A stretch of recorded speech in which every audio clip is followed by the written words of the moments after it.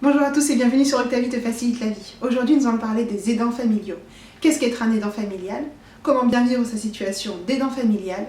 Et comment se faire accompagner au cours de son parcours afin de vous aider et d'aider la personne aidée à mieux vivre sa situation. Cette vidéo sera effectivement très courte au regard de l'immensité du sujet des aidants familiaux et je vais essayer de faire tenir cette vidéo en 10 minutes. Donc effectivement je ne pourrai pas tout aborder. Donc n'hésitez pas à commenter et à poser des questions en bas. C'est parti!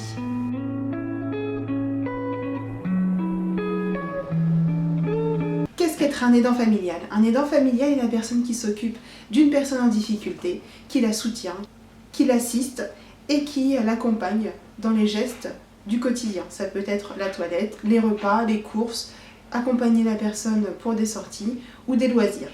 De ce fait, beaucoup de personnes deviennent aidants familiaux sans s'en apercevoir. Être aidant familial est une situation que beaucoup de personnes peuvent rencontrer au cours de leur vie. C'est une situation qui peut être directe, c'est-à-dire avec un diagnostic dès le plus jeune âge, et on devient naturellement aidant familial parce que son enfant est en situation de handicap, mais ça peut être également suite à une pathologie, et donc il est possible que la personne devienne aidante progressivement, insidieusement et doucement, en se rendant compte que au fur et à mesure que la personne perd en autonomie, l'aidant intervient de manière de plus en plus importante au cours de la vie quotidienne. Être aidant n'est pas naturel, ni obligatoire. En effet, de nombreuses raisons peuvent amener les familles à prendre ou à ne pas prendre cette position d'aidant familial. Il faut respecter effectivement ces décisions, même si elles peuvent aller à l'encontre de perceptions générales que l'on peut avoir concernant la vision que l'on a de la solidarité familiale. Il faut savoir que on peut prendre cette position d'aidant, mais on peut également laisser à des professionnels gérer tout ce qui est accompagnement de la personne en restant à proximité de la personne aidée, mais en gardant une position de retrait qui permette de pouvoir concilier la vie personnelle et la vie de proches aidants. La position d'aidant est une position assez particulière parce que c'est une position qui peut être rapidement chronophage et qui peut amener à une désocialisation. En effet, les tâches et les responsabilités augmentent au fur et à mesure que la personne gagne de l'âge. Ces tâches-là deviennent parfois tellement importantes qu'elles peuvent générer auprès des personnes qui sont aidantes et qui ont une carrière professionnelle, elles peuvent gêner le bon parcours professionnel de la personne. Parce qu'effectivement, être en position d'aidant peut générer de l'absentéisme et un manque de productivité qui peut être reproché aux salariés. Il faut savoir qu'aujourd'hui, il y a plus de 10% de la population salariée qui est aidant familial. Et beaucoup dans ce pourcentage n'en ont pas pris conscience. Ce qui est important de savoir, c'est que quand on en prend conscience, il faut voir que l'entreprise peut vous accompagner dans votre position d'aidant familial, notamment pour tout ce qui est mise en place de congés pour aider un proche en difficulté et de la solidarité intra-entreprise afin d'aider les personnes qui sont en position d'aidant. Comment bien vivre la situation d'aidant? Tout d'abord, il est très important de trouver du temps pour soi, parce qu'effectivement, comme je l'ai dit tout à l'heure, cette situation d'aidant familial est tellement chronophage parfois que les personnes s'oublient en s'occupant de la personne proche qui est en difficulté. Beaucoup de personnes sont dans une telle concentration pour que aucun grain de sable ne vienne bloquer le rouage qu'elles s'oublient tout simplement et elles prennent moins soin d'elles. Il faut vraiment trouver du temps pour soi, trouver un sas de décompression afin de pouvoir redevenir le parent, l'enfant, le mari, la femme, le cousin, en tout cas la personne à part entière et non l'aidant d'une personne proche en difficulté. Il faut aussi, dans la mesure du possible, concilier la vie professionnelle et la vie d'aidant familial. Cela est possible en entreprise avec la mise en place de plus en plus nombreuses de dispositifs permettant d'aider les aidants familiaux en leur permettant d'avoir des jours de congés supplémentaires afin de pouvoir les consacrer à l'accompagnement de la personne aidée. Il est important également de trouver du relais et de ne pas s'isoler, c'est-à-dire que autour de la personne qu'elle soit en situation de handicap, en situation de maladie invalidante ou dans une position de perte d'autonomie importante, il y a des dispositifs qui sont présents sur le territoire afin de permettre à des professionnels d'intervenir à leur niveau. Il est important également de trouver du soutien. Il est bon à savoir que les services sociaux peuvent être là pour vous écouter et pour vous orienter vers les professionnels qui peuvent être adaptés selon votre situation.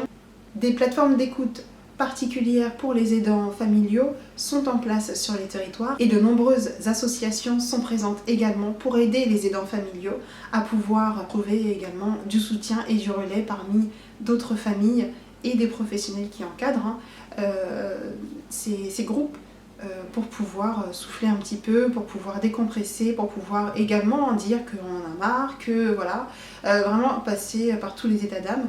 Il est essentiel de pouvoir avoir un endroit de parole où la parole peut être libre. Cette parole peut être également donnée auprès de professionnels de santé.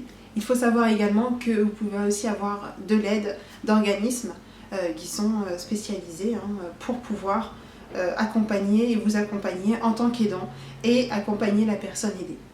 Nous allons aborder le troisième point, se faire accompagner. Se faire accompagner, c'est quoi? Il s'agit de mettre en place une toile autour de la personne aidée et de l'aidant familial afin de pouvoir coopérer au mieux et de construire un solide rouage autour de la personne aidée afin que celle-ci puisse être considérée non pas comme un patient mais également comme une personne et qu'elle puisse vivre au mieux sa vie, même si une perte d'autonomie est plus ou moins importante. Le nombre de professionnels autour de la personne en situation de perte d'autonomie ou de handicap, en tout cas la personne qui est en position d'être aidée, est assez importante afin de pouvoir agir au mieux dans tous les aspects de la vie de la personne et ce depuis sa naissance jusqu'à la fin de vie. Les AVS peuvent être présents au quotidien, les hôpitaux et les professionnels de santé sont présents pour la personne. Il y a également les institutions de proximité avec les CCAS, les conseils départementaux qui sont également présents pour accompagner au plus près la personne aidée avec la mise en place d'une aide sociale ou bien la mise en place d'une aide personnalisée à l'autonomie. La maison départementale des personnes handicapées est également présente sur l'ensemble des départements pour aider à la mise en place, à la reconnaissance et au financement de dispositifs permettant à la personne aidée et à l'aidant familial de pouvoir vivre son rôle, en tout cas leur rôle. N'oublions pas la CAF également présente pour les familles et pour les enfants qui permettent de pouvoir mettre en place des dispositifs particuliers dans le cadre d'une perte d'autonomie liée à un handicap ou à une maladie.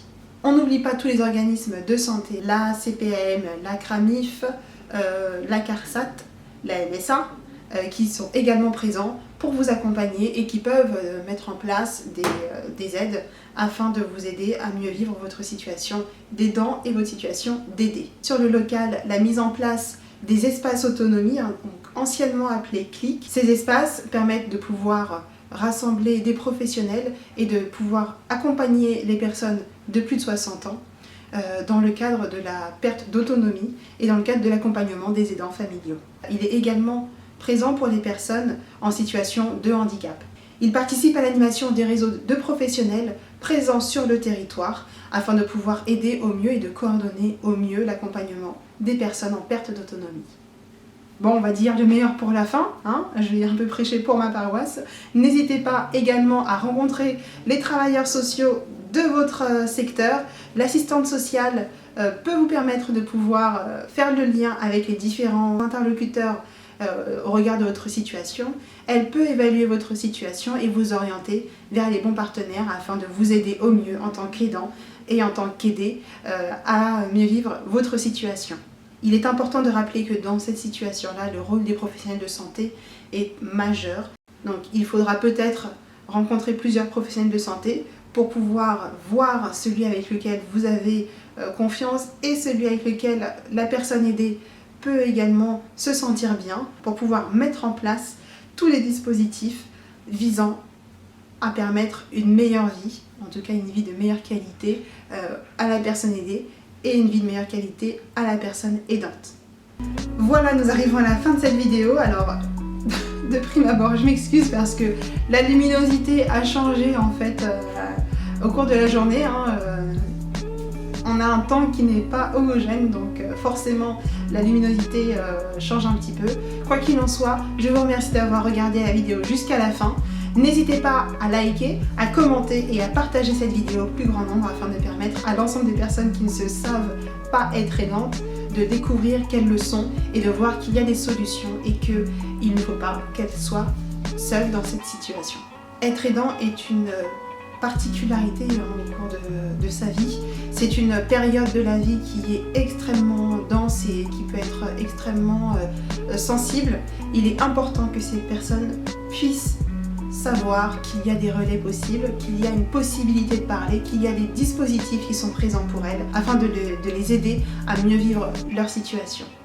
Je vous dis à très bientôt et je reste à votre service. Social.